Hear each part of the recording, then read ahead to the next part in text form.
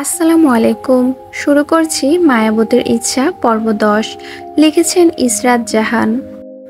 মায়াকে বাড়ির ভিতরে এনে হলরুমের সোফায় বসিয়ে দেওয়া হলো।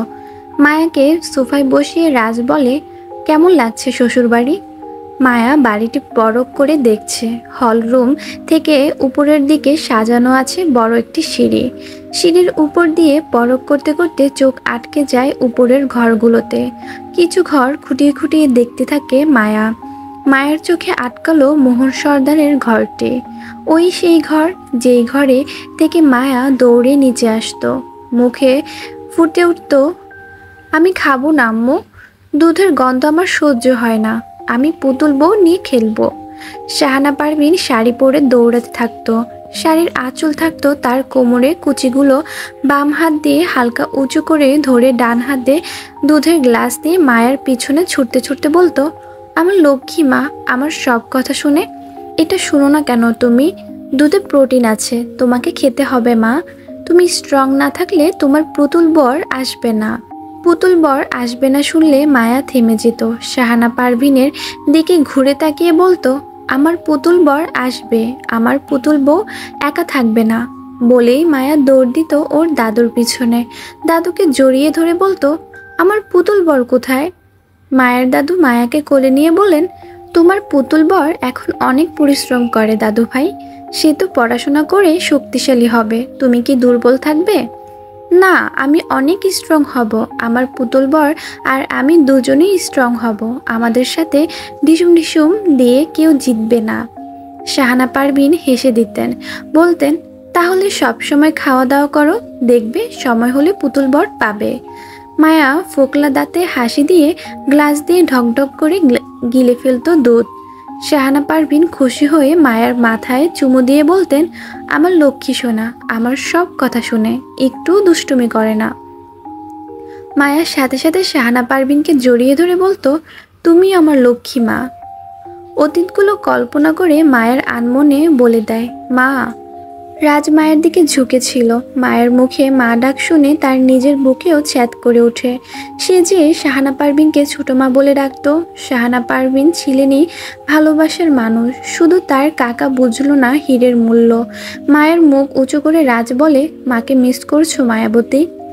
মায়া তাকিয়ে থাকে রাজের দিকে। রাজকে জানতে দিতে চায় না তার দুর্বলতা, যদি রাজ ভুল বুঝে দূরে ঠেলে দেয়। তাই বলে, মাকে ছেড়ে শ্বশুরবাড়িতে আসলে প্রত্যেক মেয়েরই তো মাকে মিস করে, এটা কি অস্বাভাবিক মন্ত্রীমশাই? রাজ বুঝলো মায়া কথা ঘুরিয়ে দিয়েছে। মায়া জানে না রাজ তার জন্য সর্বস্ব দিয়ে চেষ্টা করছে, তবে এই রহস্যের উন্মোচন আড়ালেই করবে। মায়াবতীর ইচ্ছেকে প্রাধান্য দিয়ে রাজ জানতে দিবে না মায়াকে। সেও যে তার ছোট মার জন্য কষ্ট পায়। ছোট মা তো তাকেও এই বাড়িতে অনেক আদর যত্ন করেছিল। রাজের জ্বর হলে শাহানা পারভিন রাত জেগে রাজকে সেবা করতেন, মাকে কাছে পেত না। মাহমুদ সর্দার ব্যস্ত থাকতেন, কারণ তাদের পারিবারিক অবস্থা খুব বেশি ভালো ছিল না।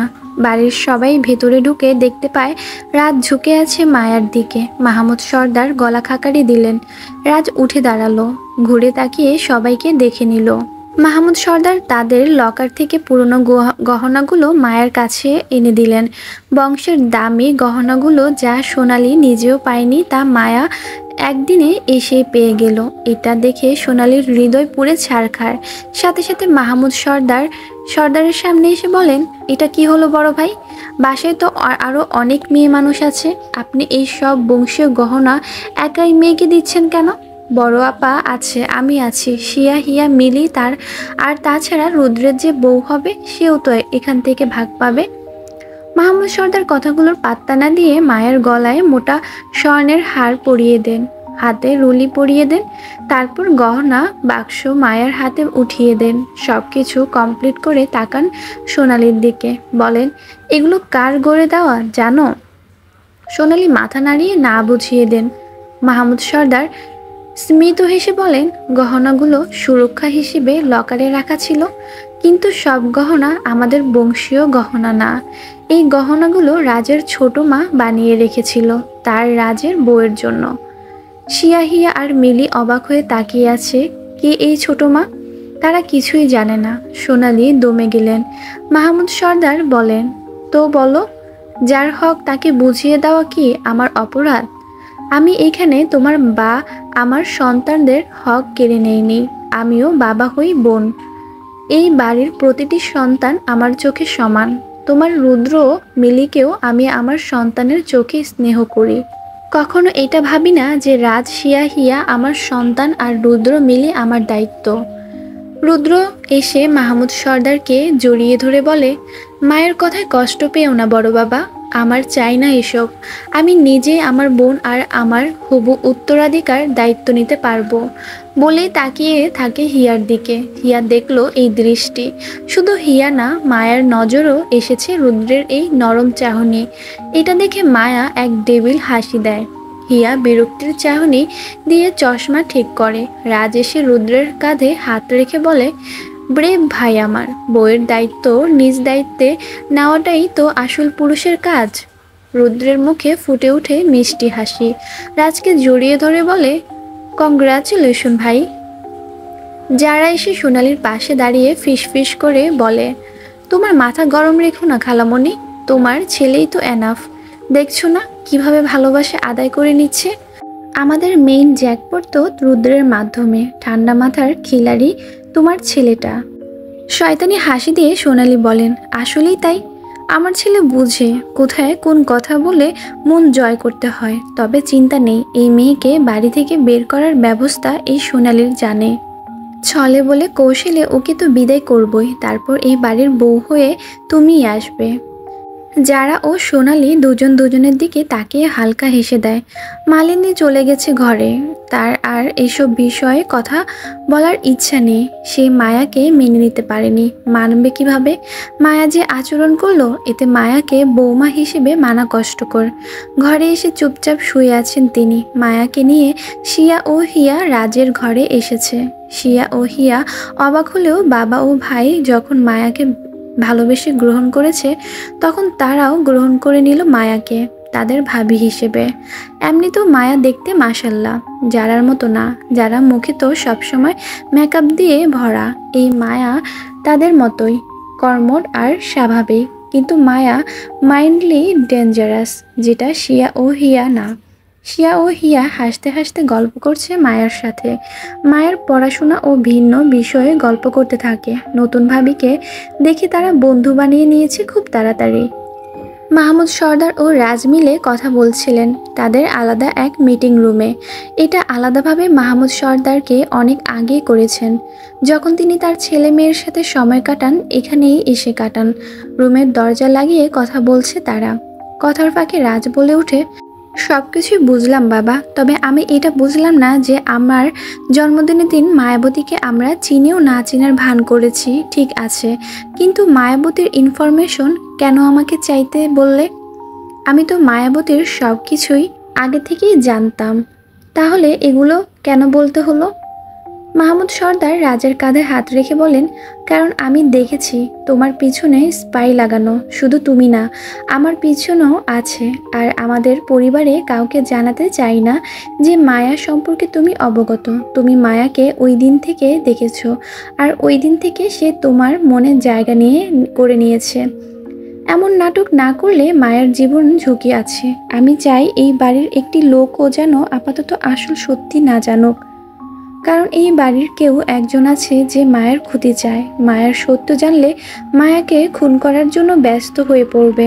আবার এমনও হতে পারে শাহানার খোঁজ আমরা পাওয়ার আগে তারা পেয়ে যাবে। হোয়াট? কিন্তু তুমি আমাকে আগে বলনি কেন? কারণ আমি চাইনি তুমি এতটা হাইপার হও। ঠান্ডা মাথায় খেলতে হবে বাবা। আমাদের শত্রুকে আমরা জানি না, কিন্তু আমাদের আড়ালে থাকা শত্রুকে আমাদের বুদ্ধি দিয়েই হারাতে হবে। তুমি কাকে সন্দেহ করো? আমার সন্দেহর তালিকায় অনেক মানুষ আছে। কখনো মনে হয় মায়া নিজেই স্পাই লাগিয়েছে, কারণ তোমার খোঁজ রাখার জন্য। আবার কখনো মনে হয় মোহন বা সোনালি। কিন্তু এরা যদি হয়েও থাকে, তাহলে তোমাকে বাধা দিতে চাইতো একবার হলেও। বাধা তো হতে এসেছিল। কাকিয়া আমার কাছে যারাকে পাঠিয়েছিল, কিন্তু আমি দেখতে পেয়েছিলাম যারা ওয়াইকিং নেশা দ্রব্যের মাত্রা আরও বাড়িয়ে দিয়েছে। তাহলে কি কাকিয়া স্পাই লাগিয়েছিল? হতেও পারে, আবার নাও হতে পারে। এমনও হতে পারে তোমার বিরোধী দল আবার ওই রিমু র্যাপ মামলার কেউ একজন, কারণ কক্সবাজারে তোমাদের উপর হামলা করাও হয়েছিল। রিমু রেপিস্টার তো জানতো না যে আমি তাদের বিরুদ্ধে উকিল ঠিক করেছিলাম। এমনও হতে পারে তারা সব জানতো, যেটা আমি জানি না। যুদ্ধে প্রতিপক্ষ দুর্বল ভাবতে নেই, তুমি অনেক শক্তিশালী হয়েছ, মানে এই না যে তোমার প্রতিপক্ষ দুর্বল। সে যদি দুর্বল হতো তাহলে এভাবে আক্রমণ করতো না। যদি এইটাই শক্তিশালী হয়ে থাকে তাহলে পিছন থেকে কেন ছুরি দিয়ে আঘাত করেছে? সামনে এসে আঘাত করুক। এতটাই যদি সহজ হয় তাহলে মায়া মা কেন মোহনকে শাস্তি দিচ্ছে না? কারণ সব কিছু যতটা সহজ ভাবা হয় ততটা সহজ না। মাথা ঠান্ডা করে সব কিছু জানতে হবে, কারা তোমার পিছনে স্পাই লাগিয়েছে আর কেন লাগিয়েছে, উদ্দেশ্য কি তাদের, কি চাই তোমার থেকে। এই সব কিছু জানতে তোমার কিছুটা দুর্বল জায়গায় ওদের সামনে উপস্থাপনা করতে হবে, যাতে ওরা সময় বুঝে তোমার দিকে হামলা করে, আর সেই সুযোগ আমরা কাজে লাগাবো। মায়া এমনিতেও তেজি আর চঞ্চল, ওর বিষয় সিক্রেট থাকাই ভালো। বলা যায় না ওর সত্যিটা সামনে আসলে সবাই কি না কি করে দেয়। শাহানার সাথে আমার কথা হতো প্রায় লাস্ট কথা হয়েছিল ও হারিয়ে যাওয়ার 2 দিন আগে। তাই আমি চাই না মায়া আমাদের জীবন থেকে হারিয়ে যাক।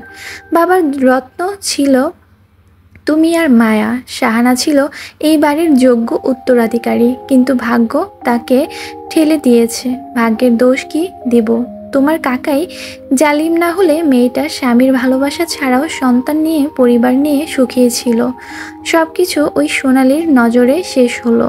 কিছু বলতে গেলে অধিকার বোধের কথা শুনিয়ে দেওয়া হতো, তাই ঝামেলা না করে চুপ থাকতাম।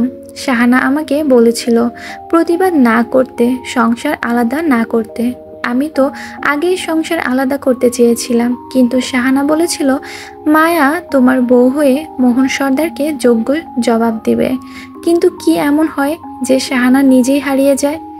কোথায় আছে, কি করছে, এগুলো কিছুই জানি না। মায়া তো ভুল অক্ষরেও বলবে না, কারণ দেয়ালের কান আছে। এটা মায়ার মাইন্ডে সেট হয়ে গেছে। মায়া খুব চতুর, ও ওর ভয়ঙ্কর রূপ দেখালেও ওর সিক্রেট কাউকে কখনোই বলবে না। এই সব কিছু তোমাকে বুদ্ধির সাথে সামলাতে হবে। মায়াকে উত্তেজিত করবে না। ওর পার্সোনাল ডক্টরের সাথে আমার কথা হয়েছে। তিনি বলেছেন মায়া জীবনের বড় বড় ধাক্কাগুলো খুব অল্প বয়সে পেয়েছে। ওর ব্রেনে অতিরিক্ত চাপ পড়ায় ওর মাথা ঠিক থাকে না, ভুলভাল কিছু একটা করে দিতে পারে। তাই ওকে ওর মতো থাকতে দিতে হবে। ও ওর মায়ের জন্য পুরোটাই সাইকো হয়ে গেছে। নিজের বলে যেটা একবার দাবি করে সেটা কখনোই অন্যের পেতে দিবে না। তার প্রমাণ তো তুমি দেখেছ। তাই এমনভাবে আমাদের চলতে হবে যেন আমরা মায়ের আসল সত্য জানি না। I see. তো আজ তাহলে যাও। তোমাদের ফার্স্ট নাইটে যদি আমার সাথে গল্প করতে করতে কাটাও, তাহলে তোমার বাঘিনী বউ এসে ছুরি দেখিয়ে তোমাকে নিয়ে যাবে। এই রাতটাও তো তার অধিকারের মধ্যেই পড়ে। হো হো করে হেসে দেয় রাজ। মাহমুদ সর্দারকে জড়িয়ে ধরে বলে, বাঘিনী বৌমার ভীতু চঞ্চল শ্বশুর। বলে রাজ চলে যায় নিজের ঘরে। শিয়া ও হিয়া চলে গেছে। রাজ ঘরে এসে ঘর ফাঁকা দেখে অবাক হলো। চোখ বুলিয়ে বেলকনির দিকে তাকিয়ে দেখলো তার বউ বেলকনিতে আছে। পিছন থেকে মায়াকে জড়িয়ে ধরে রাজ। মায়া নীরব থাকে। রাজ বলে, ফার্স্ট নাইটে বউ আমার বর ছাড়া বেলকনিতে কেন? কারণ বর আমার বাসর ঘরে না থেকে অন্য ঘরে ছিল। অভিমান হয়েছে বুঝি? বর বাসরে না থেকে বাবার আসরে ব্যস্ত ছিল বলে? মায়ের উত্তর না দিয়ে আকাশের দিকে তাকিয়ে থাকে। রাজ মায়াকে কোলে করে নিয়ে আসে ঘরে। মায়াকে খাটে বসিয়ে দিয়ে বলে, হুট করে বিয়ে হওয়াতে বাসরের ঘর সাজানো হলো না। কোথায় ভেবেছিলাম ফুলে সাজানো ঘরে তোমাকে নিয়ে ভালোবাসার পাড়ি দিব। কপাল আমার, বউ পেলাম কিন্তু বাসরটা ফুলবিহীন। বলি এক এক পায়ে রাজ এগিয়ে আসে মায়ের দিকে। মায়ের অতি নিকটে এসে রাজ ফিস ফিস করে বলে, দুষ্টুমি করবে না তো বউ? কথাটি বলতে দেরি। মায়া রাজের কলার ধরতে দেরি করেনি। রাজের কলার ধরে রাজকে নিজের কাছে এনে রাজের উষ্ঠে নিজের উষ্ঠ মিলিয়ে দিল মায়া। কিছুক্ষণ পর রাজকে ছেড়ে দিল। রাজ বিছানায় হাত মিলিয়ে শুয়ে বলে, বাসর ঘরে মন্ত্রী তার বউদার ইজ্জত হরণ হলো, যাতে কি মেনে নিবে এই মন্ত্রীকে? বলেই মায়ের হাত ধরে টেনে নিজের উপর রাখলো। মায়া তাকিয়ে আছে রাজের চোখের দিকে। রাজ মায়ার দিকে তাকিয়ে বলে, লিপস্টিক না দিয়ে ভালোই করেছ। বউয়ের প্রথম ভালোবাসা একদম ফ্রেশ ছিল। বউয়ের ভালোবাসার জন্য এতটা বেকুল? বউ যদি ভালো না বাসে তাহলে তো এই বিয়েটা পুরোই ব্যর্থ হতো মায়াবতী। বউকে ভালোবাসবো বলেই তো বিয়ে করেছি। বউ কিন্তু আপনার এক পিস, নিজের ভালোবাসা নিজের অধিকার নিজে আদায় করে নেন, যেমন এখন নিলে। বলি চোখ টিপ দেয় রাজ। মায়া স্মিত হাসি উপহার দেয়। রাজ মায়ের মুখের দিকে তাকিয়ে বলে, এই মায়াবতী, অবশেষে আমার বউ হয়েই গেল। এই শাহামীর রাজের একমাত্র রানী মেহরুন জাহান মায়া আপনার। নো, আপনি, অনলি তুমি। তোমার আমার জীবনে কেউ আসবে না ডিয়ার মন্ত্রীমশাই। গভীর রাত, প্রায় 3:30। এমন সময় ফোন ভাইব্রেট হয় মায়ার। সাথে সাথে চোখ খুলে তাকায় ফোনের দিকে। কাঙ্ক্ষিত নাম্বার থেকে মেসেজ পেয়ে মাথা ঘুরিয়ে পাশে তাকালো রাজের দিকে। রাজ ঘুমে বিভোর। মায়া সাথে সাথে উঠে রাজের উপর হাত দিয়ে চেক করে নিল। রাজ এখন গভীর ঘুমে আচ্ছন্ন। সাথে সাথে মেসেজ আসা নাম্বারটিতে রিপ্লাই দিল, আই এম কামিং লিখে মায়া ব্যালকনিতে আসলো। ব্যালকনি থেকে সোজা জাম দিয়ে মাটিতে এক হাত ভর দিয়ে বসে পড়ল। ওই সময় মায়া ব্যালকনিতে এসে সবকিছু পরখ করে রেখেছিল। কিভাবে কি করলে রাতের বেলা সে এখান থেকে বের হতে পারবে। বাড়ির পিছনে ফুল বাগানের ভেতরে ঢুকে একটি দেয়াল দেখলো। দেয়ালে পেরিয়ে বের হলো বাইরে। বাইরে এসে দেখলো দুইটা গাড়ি, একটাতে তারেক আর ড্রাইভার। সেখানে যে মায়া বসে পড়ে, আরেকটিতে মায়ের গার্ডস আছে। মায়াকে দেখে তারেক ড্রাইভারকে ইশারা করলো। ড্রাইভার গাড়ি চালানোতে মনোযোগ দিতে থাকে। সোনালির ঘরে বসে আছে যারা। ঘরে ছড়িয়ে ছিটিয়ে আছে অশ্রু মোছার টিস্যু। এই সব কিছু যারার ব্যবহার করা টিস্যু। ঘন্টা 3 ধরে তার কান্না শুরু হলো, তো থামার নাম নেই। সোনালি সান্ত্বনা দিয়ে বলেন, লিসেন, ডোন্ট বি প্যানিক। রাজ শুধু তোমার হবে বেবি। আমরা ওই মেয়েকে রাজের জীবন থেকে সরিয়ে দিব। যারা টিস্যুতে নাক মুছে বলে, কিন্তু খালামণি, রাজ বেবি এখন তার ফার্স্ট ওয়াইফের সাথে ফার্স্ট নাইট স্পেন্ড করছে। আমার কত স্বপ্ন ছিল আমি আর আমার বেবি ক্যান্ডেল লাইট বাসর করব, লন্ডন হানিমুন করব, বাট মাই বেবি বলেই কান্না শুরু করে যারা। সোনালির মাথা এবার খারাপ হয়ে গেছে। কাল থেকে নিজের বরের খোঁজ পাচ্ছে না, এখন আবার আরেকজনের বরকে ছাড়ানোর প্ল্যান করছে। মায়া এসেছে তার ফ্যাক্টরিতে সিক্রেট রুমে। সেখানে দুজনকে বেঁধে রাখা হয়েছে, একজন বয়স্ক লোক আরেকজন যুবক। দুজনেই অজ্ঞান হয়ে চেয়ারে হেলিয়ে আছে। মায়া ইশারা করতে মায়ের গার্ড ওদের মুখ এক বালতি পানি ঢেলে দিয়ে চলে যায়। দুজনে ধরফরিয়ে উঠে বসে। যুবকটি মায়ের দিকে তাকিয়ে বলে, তুই সেই না যে আমাকে জেলে পাঠিয়েছিলি? তোকে তো আমি। আব্বে, এই কি মনে করিস নিজেকে? মায়া কাঁচা খেলোয়াড়? No no, never. আসলে মায়া তোদেরকে একটা সুযোগ দিয়েছিল, কেন জানিস? ওরা দুজন মাথা নাড়ালো। মায়া ওদের দিকে রক্তচক্ষু করে বলে, তোদেরকে কেন বলবো? আমি আমার সিক্রেট আমার ভালোবাসার মানুষকেই বলি না। তোরা কিভাবে ভাবলি যে তোদের বলবো? তারপর বল, কেন মারতে চেয়েছিলি আমাকে আর আমার মন্ত্রীমশাইকে? বয়স্ক লোকটি বলে, আমার ছেলেকে অ্যারেস্ট করা হয়েছিল তোর কারণে, তাহলে কি তোকে ছেড়ে দেব? আরে বাহ, কুলাঙ্গার ছেলে জন্ম দিবেন আপনি আর খুন করবেন যারা কুলাঙ্গারকে শাস্তি দেবে তাদের। আমি যাই করি তাতে তোর কি? তোকে তোর র্যাপ করিনি, তুই কেন বা হাত ঢুকাস? নাকি তোর ইচ্ছে আছে চরিত্রর দাগ লাগানোর? বলেই বিশ্রী হাসি দিল সে। ঘরে মায়া একা আছে। গার্ড ওদের মুখে পানি ঢেলে চলে যায়, তাই ওদের কাউকে এই বাবা ছেলে দেখতে পায়নি। আর ঘরে তাদেরকে বেঁধে রাখা ছিল না, তাই ভেবেছে মায়া কিছুই করতে পারবে না। মায়া ওদের বাবা ছেলে বিশ্রী হাসি দেখে রেগে যায়। সাথে সাথে তেড়ে এসে ছেলেটির চুল ধরে হ্যাচকা টান দিয়ে বলে, কি ভাবিস তোরা মেয়েরা দুর্বল তাই মায়াও দুর্বল? আসলে এমন না, এই মায়া তোদের মতো নষ্ট লোকদের জম। হাসছিস মন খুলে তাই না? এবার কান্না করবি, ভিক্ষা চাইবি। বলে মায়া লেহেঙ্গা হালকা উঁচু করে জুতার নিচ থেকে ছুরি বের করে। ছুরিটি আকারে ছোট হলেও ধারালো ছিল। বাবার সামনে ছেলের গলায় ধারালো ছুরি দিয়ে দিল এক টান। ছেলেটির গলা দিয়ে গড়গড় করে পড়তে থাকে রক্ত। গলার শিরা কেটে ফেলেছে মায়া। বাবার সামনে ছেলেটি ছটফট করতে থাকে। মায়া এখনো ছেলেটির চুল নিজের মুঠে রেখেছে। মুরগি জবাই দিলে যেমন মুরগির পা নিজের হাতে থেকে থাকে আর মুরগি লাফাতে থাকে, যুবকটিও ঠিক তেমন করতে থাকে। ছেলেটির গলা থেকে রক্তগুলো তার শার্ট ভিজিয়ে দিতে থাকে। এসব কিছু এক নিমিষে হওয়াতে টাল সামলাতে পারেনি যুবকটির বাবা। তিনি অবাক হয়ে তাকিয়েছিলেন। ছেলেকে বাঁচানোর সুযোগ সামনে থেকেও সে পেল না। মায়া তো সেই সুযোগ দিলই না। আস্তে আস্তে লাফাতে লাফাতে হঠাৎ করে শেষ হয়ে গেল যুবকটির নিঃশ্বাসের গতি। একদম নিস্তেজ হয়ে শেষ নিঃশ্বাস নিয়ে ওখানেই মারা গেল সে। মায়ের রক্তমাখা ছুরি হাতে নিয়ে হাসতে থাকে। ঘর কাঁপিয়ে হাসছে সে। বউ সাজেও মায়ের ভয়ঙ্কর রূপ দেখা যাচ্ছে। লোকটি এবার কাঁপছে ভয়েতে। মায়া একা একটি মেয়ে হয়েও তার সামনে তার ছেলেকে এভাবে হত্যা করলো। ভয়তে কাঁপলেও সে আশেপাশে তাকে একটি লোহার রড দেখলো, যেটা দেখে সাথে সাথে হাতে নিয়ে মায়ের দিকে আঘাত করতে যায়, কিন্তু মায়া সাথে সাথে ধরে ফেলে রড।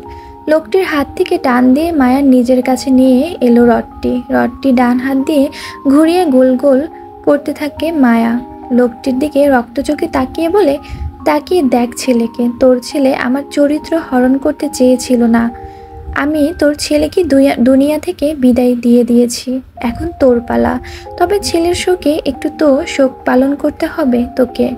সময় দিলাম তোকে, যা ছেলের কাছে যা, একটু ছেলের জন্য কান্নাকাটি করে নে। তোদের মতো নষ্ট পুরুষ মানুষদের আবার বেশি সুযোগ মায়া দেয় না। লোকটি মায়ের বাম হাতের ইশারার দিকে তাকিয়ে থাকে। সেখানে তার ছেলের লাশ। এইমাত্র খুন করেছে তাকে। ছেলের লাশ দেখে বুক কাঁপতে থাকে তার। মায়া এখনো হাতের রডটি চরকির মতো করে ঘোরাচ্ছে। এটা যেন এখন তার নেশা। কিছুক্ষণ ছেলের দিকে তাকিয়ে কান্না করতে থাকে লোকটি। হঠাৎ করেই মাথায় অনেক জোরে আঘাত পায় সে। মাথার হাত দিয়ে দেখে রক্ত। পিছনে তাকিয়ে দেখতে পায় মায়া রক্ত চোখে হাসছে। লোকটির দিকে তাকিয়ে মায়া বলেছিলাম না বেশি সময় দেব না। বরকে রেখে এসেছি যে, তোদের জন্য বাসর ছেড়ে এখানে আসতে হয়েছে। ছাড় দিতে দিতে এতটাই পেয়ে বসেছিলি যে আমার বিয়ের দিনটাই তোরা টার্গেট করলি আমাকে খুন করার। নে এবার মর তোরা। বলে লোকটির বুক বরাবর দিল এক লাথি। ছেলের লাশের পাশে ছিটে পড়ল সে। মায়ের দিকে তাকিয়ে দেখল অগ্নিমূর্তি রূপে এক রমণী, যে দমন করছে সকল পাপকে। লোকটি হাত জোর করে বলতে থাকে, আমাকে মাফ করে দাও মা, আমি ভুল করেছি, আর কখনো এমন করব না, আমাকে দয়া করে ছেড়ে দাও। মায়া তেড়ে এসে বলে, সেদিন তোর ছেলে যখন রিমুকে আক্রমণ করে তখন রিমু হয়তো বলেছিল তাকে ছেড়ে দিতে। শুধু রিমু একা না, এই পৃথিবীতে এমন অনেক রিমুর জীবন তুই আর তোর ছেলে নষ্ট করেছিস। অনেক স্বপ্ন দেখে বিয়ের কেনাকাটা করেছিল রিমু ও তার পরিবার। প্রতিটি মেয়ের ছোটবেলা থেকে স্বপ্ন থাকে বড় হয়ে পুতুলের মতো করে বউ সাজবে, কিন্তু তোদের মতো পশুর সেই স্বপ্ন মুহূর্তেই নষ্ট করে দিস। তোর ছেলে কি ছাড় দিয়েছিল রিমুকে? রিমু তোর নষ্ট মেয়ে ছিল না, ওকে নষ্ট করেছিস তোরা। তোরা ভালো ভালো মেয়েদের কেন টার্গেট করিস বলতো? আমি তো তোদেরকে তোদের কাজের প্রাপ্য শাস্তি দিয়েছিলাম, কিন্তু তোরা উল্টো আক্রমণ করলি আমাকে। তোর ছেলে কিভাবে ছাড়া পেল? নিশ্চয় তোদের সেই পাওয়ার আছে, তাই তোদের মতো নষ্ট লোকদের ছাড় দিয়ে দুনিয়া ধ্বংস করতে চাই না। এই দেশে প্রত্যেকটি ভালো মেয়ে তাদের স্বপ্ন পূরণ করার অধিকার পাবে। বাধা হয়ে দাঁড়াতে পারবি না তোরা। কোনো মেয়ের চরিত্র কলঙ্ক দাগ লাগাতে পারবি না, আর সেই সুযোগ দিবে না তোকে মায়া। হ্যাপি ডেথ ডে বলে মায়া তার হাতে রড দিয়ে লোকটির বুক বরাবর আঘাত করে। ঘর কাঁপানো চিৎকার দিয়ে উঠে লোকটি। মৃত্যু যন্ত্রণা ভোগ করছে সে। মায়া বলে উঠে, তোদেরকে আইনি শাস্তি দিয়েও ক্ষান্ত হওয়া যায় না। তোরা আইনিকে নিজের আঙ্গুলে ঘুরিয়ে নারীদের অপহরণ করে দিস। তাই আজ দেখ অন্যায় করলে কেমন কষ্ট লাগে। একজন বাবা মায়ের সন্তান যখন কলঙ্কিত হয়, সেই বাবা মা পারে না আশেপাশে মাথা উঁচু করে চলতে। এর একমাত্র কারণ তোরা। আজ ভোগ কর সেই পাপের শাস্তিগুলো। বলে মায়া রড দিয়ে আবার তার বুকে আঘাত করে। রড লোকটির বুকের ভিতর থেকে ভেদ করে পিছনে চলে যায়। লোকটির শরীরের রক্তগুলো ছিটকে আসে মায়ার মুখে। লোকটি আবারও চিল্লিয়ে ওঠে। ছটপট করতে করতে সেখানেই নিঃশ্বাস ত্যাগ করলো লোকটি। মায়া তাকিয়ে আছে লাশ দুটির দিকে। জোরে চিৎকার করে ডাকলো, তারেক! ছুটে চলে আসে তারেক। মায়ের দিকে তাকিয়ে দেখতে পায় রক্তবতী এক নারী। তারেক খুশি হয়ে খুব। যেসব মানুষ ধর্ষণ করে আর যেসব মানুষ ধর্ষণকে স্বীকৃতি দেয় তারা সবাই নিকৃষ্ট। তারেক তাদের সহ্য করতে পারে না। মায়া তারেককে দেখে বলে, লাশ দুটোকে এমন জায়গায় মাটি চাপা দাও যাতে কেউ লাশকে মর্গে নিয়ে টেস্ট না করায়। ওকে ম্যাম, টেনশন করবেন না, লাশ আমরা সেভাবেই মাটি চাপা দিব। মায়া চলে যেতে নেয়, কিন্তু 2 পা এগিয়ে তারেকের দিকে ফিরে তাকিয়ে বলে, আর হ্যাঁ, কবর দেওয়ার আগে একটু জানাজা পড়ে নিও। জি। চলে গেল মায়া গাড়ির দিকে। মায়াকে রক্তমাখা অবস্থায় দেখে থরথর করে কাঁপছে ড্রাইভার। মায়া দেখলো তাকে, হালকা হেসে বলে, চিন্তা করবেন না আঙ্কেল, আমি মায়া এতটা খারাপ না যে কোনো নির্দোষ ব্যক্তিকে হত্যা করব। লোকটি উত্তর দিল না, চুপ আছে সে। মায়া সিটের সামনে রাখা পানির বোতল হাতে নিয়ে মুখ ধুয়ে নিল। তারপর ড্রাইভারকে উদ্দেশ্য করে বলে, সর্দার বাড়িতে চলুন আঙ্কেল। গাড়ি চলতে শুরু করে। সোজা সর্দার বাড়ির সামনে এসে থামলো গাড়ি। মায়া গাড়ি থেকে নেমে পুরো বাড়িটির দিকে তাকিয়ে থাকে। বাড়ির সামনে বড় বড় করে লেখা সর্দার মহল। মায়ার নামটার উপর হাত বুলিয়ে বলে, আমার এক সময় প্রিয় মহল এখন আমার ঘৃণার মহল। সব কয়টাকে ভোগ করতে হবে। আমার মায়ের গায়ে আঘাত করা প্রতিটি ব্যক্তিকে আমি রক্তের বন্যায় ভাসিয়ে দিব। পথের বাধা হয়ে যদি শাহামের রাজ আসে তো তাকেও আমি শেষ করে দিব। বলে চোখের পানি ফেলে মায়া আবার বলে, আমি পারবো না আমার রাজকে মারতে। ভাগ্য যেন আমাকে সেই দিন নিয়ে না আসে। আমার পথের কাঁটা হয়ে না, আমার পথের গোলাপ হয়ে চাই আমার মন্ত্রী মশাইকে। বলে বাড়ির দিকে ঢুকে যায় মায়া। দেওয়াল টপকিয়ে ঢুকে পড়ে সে। তারপর বেলকনির পাইপ বেয়ে উপরে উঠে। এখন প্রায় ভোর রাত। মায়া ভেবেছিল রাজ এখনো ঘুমে, কিন্তু না, রাজ বসে আছে ঘাটে। মায়া ঘরে ঢুকে অবাক হয়ে তাকিয়ে আছে। মায়ের উপস্থিতি অনুভব করলো রাজ। ঘুরে তাকায় মায়ের দিকে। বসে থেকে নরম সুরে বলে, আমাদের প্রথম রাত্রি যাপন কি মধুর হতে পারতো না? ফিচিল হেসে মায়া বলে, আজ আমার কর্মে মায়াবতী শব্দটা মুখ থেকে প্রকাশ পাচ্ছে না, তাই তো? রাজ মায়ের কাছে আসে, মায়ের হাত ধরে উঁচু করে। পকেট থেকে রুমাল বের করে মায়ের হাত মুছতে মুছতে বলে, রক্তবতীকে ভালোবেসেছি আমি, কিন্তু তাই বলে আজকের রাত, আজ তো আমাদের জীবনের স্পেশাল রাত ছিল।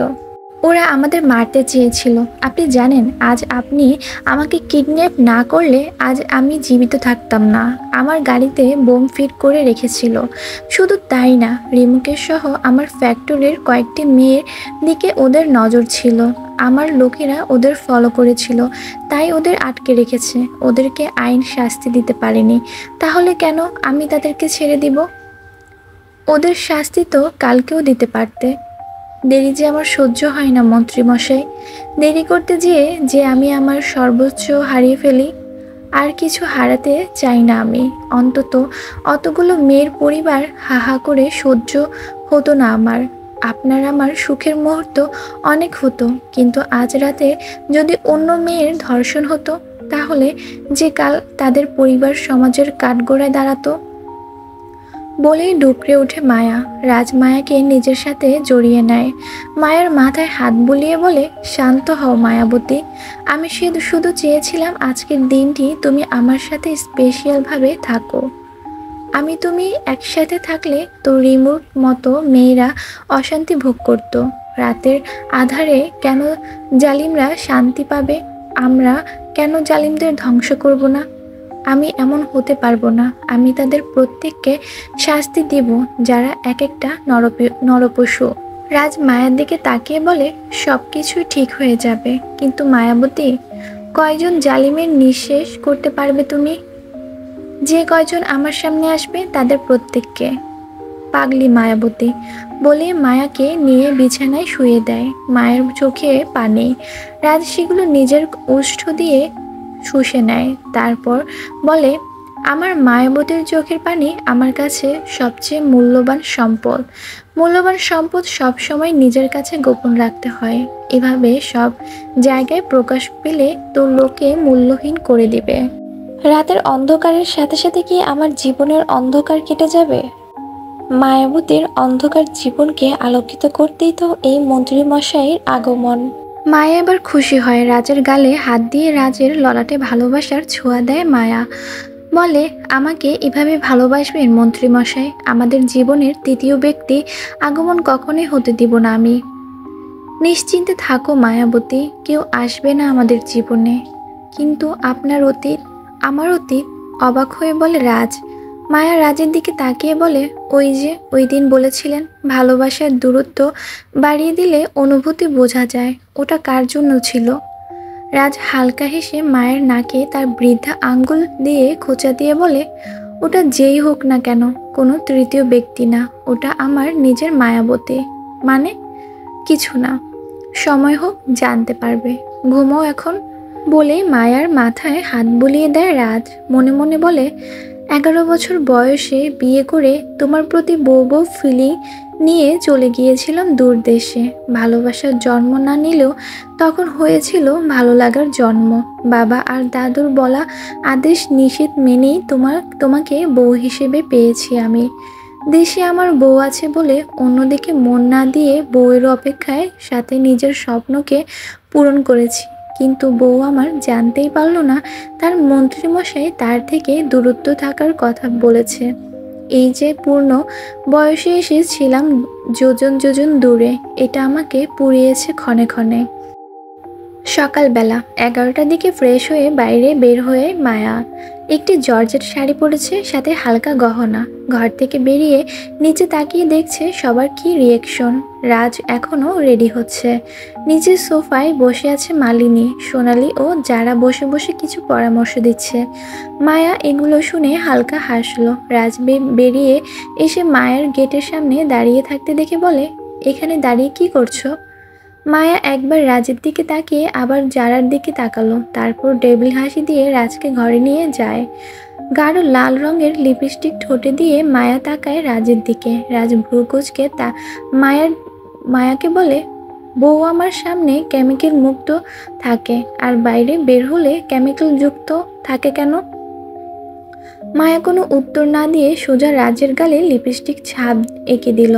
মেঘনা চাইতে জল পেল রাজ, তাই সে কিছুক্ষণ অবাক হয়ে তাকিয়েছিল। মায়া বলে, চলুন আমার সাথে। রাজ কিছু বলার আগে মায়া রাজের হাত ধরে নিয়ে যায় নিচে। সিঁড়ি দিয়ে নামার সময় রাজ সোফায় বসা সবাইকে দেখে বলে, আমার ইজ্জতের ফালুদা এভাবে না করলেই তো হতো না বউ। মায়া বড় বড় চোখ করে তাকিয়ে থাকে রাজের দিকে। রাজ ভয় পাওয়ার অভিনয় করে বলে, ওকে ওকে, আমার বউ আমাকে যেভাবে সাজাবে আমি তো তেমনই থাকবো। মায়া ও রাজকে নিচে নামতে দেখে সবাই তাকিয়ে থাকে। যারা রাজের গালে লাল লিপস্টিক দেখে আহত সুরে বলে, ওহ বেবি, তোমার স্কিন লাভ স্পট শো হয়ে আছে। রুদ্র খোঁচা মেরে বলে, যেটা তোর দেওয়ার ইচ্ছা ছিল। যারা আহত কণ্ঠে বলে, ইয়া। মায়া তার কাজে সফল, তাই এখন সবাইকে দেখিয়ে নিজের শাড়ির আঁচল দিয়ে রাজের গাল মুছতে মুছতে বলে, এভাবে বউয়ের দেওয়া উপহার সবার সামনে প্রকাশ করতে নেই, আপনার নেকু মায়ের হার্টে লাগে। মালিনী তেড়ে এসে বলে, মুখ সামলে বলো, আমার কেন কষ্ট হবে? এই যা, আমি আপনার কথা কখন বললাম? আমি তো আমার স্বামীর আরেক মায়ের কথা বলেছি, যে সারাক্ষণ বেবি বেবি করতে থাকে, আমার আরেক শাশুড়ি। মাহমুদ সর্দার রুম থেকে মাত্র বের হলেন। এমন এক কথা শুনে ওনার বিষম পেল। খুব খুব করে কেসে ওঠেন তিনি। শিয়া ও হিয়া হেসে দেয়। রাজ মাহমুদ সর্দারকে দিকে তাকিয়ে বলে, নাতি নাতনির মুখ দেখার বয়সে যদি তার কচি বউ জুটে, লোকে কি বলবে? মন্ত্রীর বাবার চরিত্রের সমস্যা আছে। মাহমুদ সর্দার চোখ রাঙিয়ে বলেন, বাবা হই তোমার, শব্দচয়ন ঠিক করো। আমার শব্দচয়ন ঠিক আছে, তোমার বৌমার কথার প্রেক্ষিতে তো এমনটাই আভাস পায় বাবা। মালিনী তেতে ওঠেন। মায়াকে বলেন, এই শিক্ষা পেয়েছো তুমি? কিভাবে কথা বলতে হয় জানো না? তোমার জন্য বাড়ির লোকজন উচ্ছন্নে। মায়া তেজ দেখিয়ে বলে, আমি আর যাই শিখে থাকি না কেন, কারো বরের দিকে নজর নেওয়া শিখিনি, যেটা এই পরিবারের অনেকেই করে এসেছে। বলে বলে দিবেন আপনার না হওয়া বৌমাকে আমার বরের দিকে যেন শকুনের দৃষ্টি না দেয়। আমি সেই দৃষ্টিতে ছুরি ঘোরাতে জানি। যারা ভয় পেয়ে পিছিয়ে যায় সোনালির পিছনে। সোনালি যারার হাত ধরে সান্ত্বনা দেয়। মাহমুদ সর্দার বললেন, মাথা ঠান্ডা রাখো সবাই, ব্রেকফাস্ট করতে হবে তো। রাজ নিজেও তাড়াহুড়া দিয়ে বলে, হ্যাঁ বাবা, আমাকেও আজ মিটিংয়ে যেতে হবে। বলেই বসে পড়ে চেয়ারে। সোনালির ইশারা পেয়ে যারা এগোতে যাবে রাজের পাশের চেয়ারের দিকে, অমনি মায়া তার বাম পা এগিয়ে দেয়, যারাকে ফেলে দেয়। যারা ব্যালেন্স হারা হয়ে পড়ে যায়, কোমরে একটু ব্যথা পায়। সোনালি এসে ধরে যারাকে। রাজ ও বাকি সবাই ঘুরে তাকিয়ে দেখে। রাজ বিড়বিড় করে বলে, আমার বউ আমার থেকেও অ্যাডভান্স। টেবিলে বসে খাবার খাচ্ছে সবাই, সবার মুখে নীরবতা। হিয়ার খাওয়া শেষ, হাত ধুয়ে পরীক্ষার কাগজপত্র নিয়ে বের হতে নিলে রুদ্র বলে ওঠে, দাঁড়া একটু, আমিও যাব বাইরে, তোকে দিয়ে ওদিকে থেকেই আমি যাব। হিয়া না বলতে চেয়েছিল, কিন্তু মাহমুদ সর্দার বলেন, এটা তো ভালো, যাও হিয়া মামুনি, রুদ্র আজকে তোমাকে দিয়ে আসবে। শিয়া ফোড়ন কেটে বলে, আমাকে একটু এভাবে এক্সামে নিয়ে যেতে তো চাও না? তোর তো আজ এক্সাম নেই, তাহলে তোকেও নিয়ে যাব। বলে হিয়াকে নিয়ে বেরিয়ে পড়ে রুদ্র। শিয়া বিজ্ঞান শাখায়, তাই আজ তার ছুটি। হিয়া মানবিক শাখায়, তাই তার পরীক্ষা আছে। গাড়িতে বসে আছে হিয়া ও রুদ্র। হিয়া বিড়বিড় করে পড়াগুলো মনে করার চেষ্টা করে। রুদ্র বলে, এত প্যারা নিচ্ছিস কেন? তুই তো এমনিতেও ভালো রেজাল্ট করবি না, আর তোর ভালো রেজাল্ট না হলেও আমার সমস্যা নেই।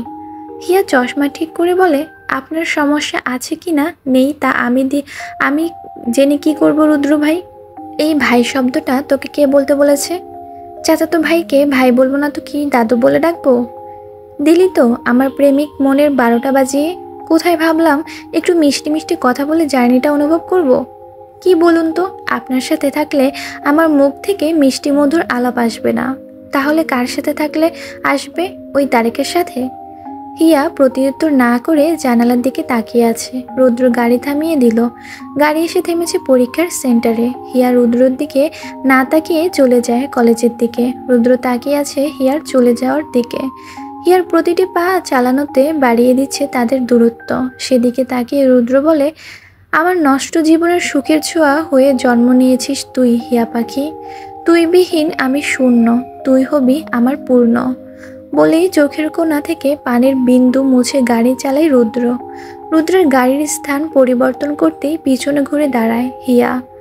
বলে ওঠে, এই নষ্ট পুরুষের জন্যই আমার মনে জন্ম নেয় কষ্ট। ভালোবাসা পবিত্র, কিন্তু অপবিত্র ব্যক্তিকে ভালোবাসার ফল বিষে পরিপূর্ণ। এই বিষের স্বাদ আমি চাই না গ্রহণ করতে, তাই তো চাই আমি আপনার থেকে দূরে থাকতে। বলেই নিজের পরীক্ষার রুমে প্রবেশ করে হিয়া। অফিসে নিজের কক্ষে বসে আছে রাজ। একটু পর তার মিটিং করা হবে একটি জায়গা ঘিরে। ছোটোখাটো একটি হোটেলে পুরো 2.5 কাঠা জমির উপর বানিয়ে রেখেছে এক বৃদ্ধ। জমিটি তার নিজের। গরিব মানুষ টুকটাক করে টাকা গুছিয়ে এই জমি কিনেছিল, এখনও বাড়ি করতে পারেনি। সেখানে নিজস্ব হোটেল খুলে দিনে রাতে সিঙ্গারা পুরি আরও কিছু নাস্তা বানিয়ে বিক্রি করেন তিনি। তার পাশে একটি বার সেন্টার। বারটি আরও বড় করে গড়া হবে। আশেপাশের লোকজনের থেকে তাদের জমি কিনে নিয়েছে, কিন্তু বৃদ্ধ লোকটি তার জমি বিক্রি করতে না করেছেন। বাকিরাও চাননি বিক্রি করতে, কিন্তু টাকার চেহারা দেখে বিক্রি করে দেন। বৃদ্ধ লোকটির কথা, এইটুকু জমির উপর আমি কুঁড়ে ঘর বানালেও আমার সন্তানের ভবিষ্যৎ বেড়ে যাবে, কিন্তু এখন যদি আমি এই জমি বিক্রি করি, আমি কোথায় জায়গা জমি কিনবো আর বাড়ি করব কিভাবে? আজকাল দালাল ধরা লাগে, আবার জমির দাম চওড়া। বৃদ্ধটির কথায় সহমত পোষণ করেন অনেকে, কিন্তু তারা বাড়ির মালিকের উপর কথা বলতে পারে না, কারণ এই বাড়ির মালিক অনেক শক্তিশালী। তার সাথে উঠানামা করে অনেক নেতা। সবাই চুপ থাকলো। গুটি কয়েকজন মিলে বৃদ্ধ লোকটির হয়ে আবেদন করে রাজের কাছে। রাজের সম্পর্কে তার এলাকার লোকজন অবগত। রাজ সবসময় সঠিক বিচার করে এসেছে। যার যেটা প্রাপ্য নেয় তাকে সেটা বুঝিয়ে দেয়।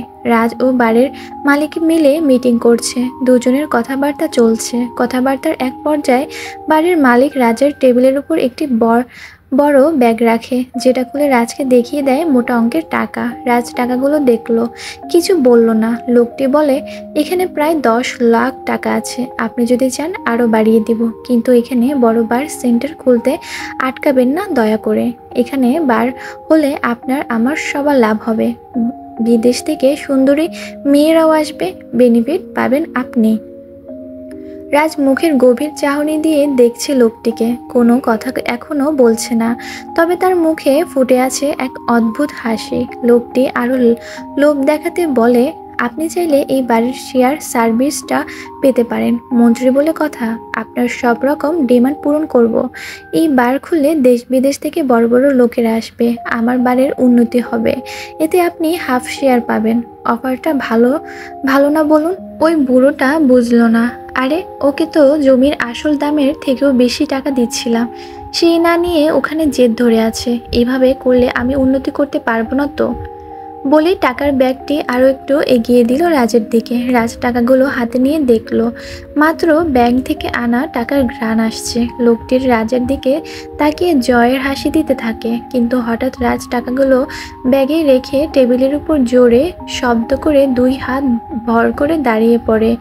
লোকটি একটু অবাক হয়। রাজ ঠোঁটে হাসি বজায় রেখে লোকটির দিকে এগিয়ে আসে, লোকটির কলার চেপে ধরে টানতে টানতে নিয়ে আসে বাইরে। মুখে তার কাঠিন্য ভাব। অফিসের বাইরের সাংবাদিক ঘেরাও করেছিল। এই যে বার সেন্টারের জন্য এক বৃদ্ধকে প্রতিদিন আতঙ্কে থাকতে হয়, এটা পুরো মিডিয়া জানাজানি হয়ে গেছে। বাড়ির মালিককে টানতে টানতে বাইরে ধাক্কা দিয়ে ফেলে দেয় রাজ। সাংবাদিক এগুলো দেখে এগিয়ে আসে। ভিডিও হতে থাকে রাজের এই কর্ম। সাংবাদিক মাইক ক্যামেরা নিয়ে রাজের সামনে আসতেই রাজ চেঁচিয়ে বলে ওঠে, কোনো প্রকার ঘুষ এই স্বামী রাজ গ্রহণ করে না। এই লোক আমাকে টাকার ঘুষ দেখিয়ে বার ওপেনিং করতে চায়। আপনারাই বলুন কি করা উচিত এই লোকটিকে?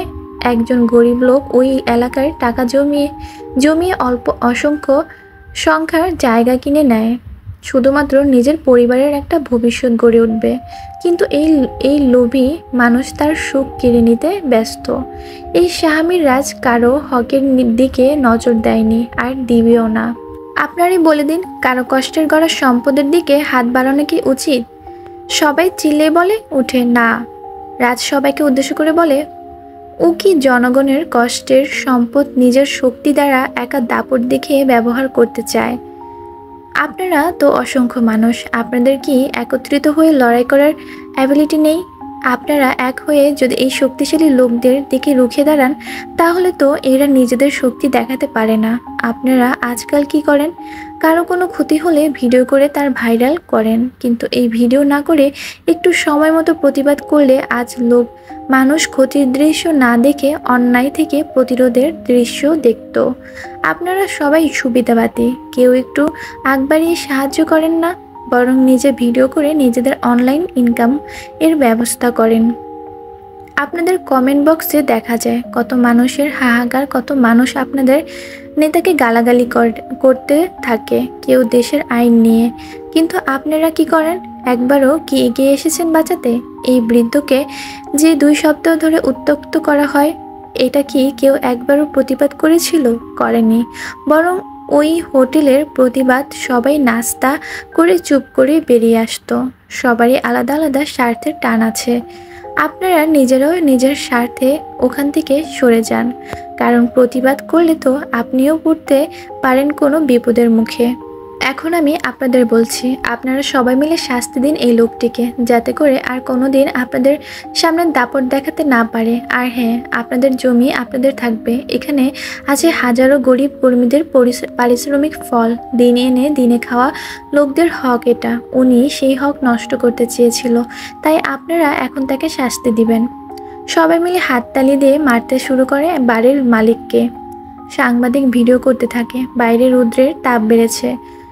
রাজের মুখের সামনাসামনি স্থির হয়ে আছে সূর্য। দূরে থাকা সূর্যের তাপ রাজের মুখে এসে ঘাম সৃষ্টি করেছে। সাদা পাঞ্জাবি পরা রাজের পিঠ ঘেমে একাকার। হঠাৎ অনুভব করলো একটি হাত তার আঁচল দিয়ে মুছে দিচ্ছে রাজের গাল। রাজ হালকা তাকিয়ে দেখলো হাতের মালিককে। হাতের মালিক আর কেউ না, মায়া। রাজের ঘাম নিজের শাড়ির আঁচল দিয়ে মুছে মিষ্টি হেসে বলে, আমার জনাব দেখছি অন্যায়ের প্রতিবাদ করতে গিয়ে ক্লান্ত হয়ে গেছে। তার এই ক্লান্তিকে একটু প্রশান্তি দিতে চায় তাহার জনাবা। রাজ স্মিত হেসে তাকিয়ে থাকে মায়ার দিকে। মায়া রাজের মুখের ঘাম মুছে দিতে থাকে। দুজন সাংবাদিক রাজ ও মায়ের এই মুহূর্তটা ক্যাপচার করে নেয়। তারা প্রশ্ন করে, স্যার অ্যান্ড ম্যাম, আপনারা মাইন্ড না করলে বলবেন আপনাদের মধ্যে কি সম্পর্ক? রাজ মায়ের কাঁধে হাত রেখে বলে, she is my beloved wife.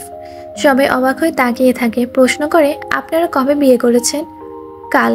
Recently party arrange করা হবে, কিন্তু আমার বোনদের পরীক্ষা চলছে, তাই আপাতত এটা নিয়ে তোলপাড় করতে চাই না। বোনদের পরীক্ষা শেষে আমরা ধুমধাম করে আয়োজন করে আপনাদের দাওয়াত দিব ইনশাল্লাহ। সবাই হাততালি দিয়ে কংগ্রাচুলেশন জানিয়ে দেয়। টিভিতে ফুটে উঠেছে মায়া ও রাজের এই মুহূর্তগুলো। লোক জানাজানি হয়ে গেল মায়া ও রাজের বিয়ে নিয়ে। টিভিতে মায়া ও রাজের এই নিউজ দেখার সাথে সাথেই মস্তিষ্ক ফাঁকা হতে থাকে আগন্তুকের। রিমোট ছুঁড়ে মারে টিভির দিকে। নিজেকে হিংস্রভাবে তৈরি করছে। সামনে থাকা ছোট টেবিলে 2 হাত রেখে বলে, নো জানেমান, তুমি অন্য কারো হতে পারো না। তুমি শুধু আমার। আমি আসছি, তোমাকে আমার করতে আসছি জানেমান। মৃত্যুর মুখ থেকে ফিরে এসেছি আবারও। এবার আর তোমাকে ছাড়ছি না।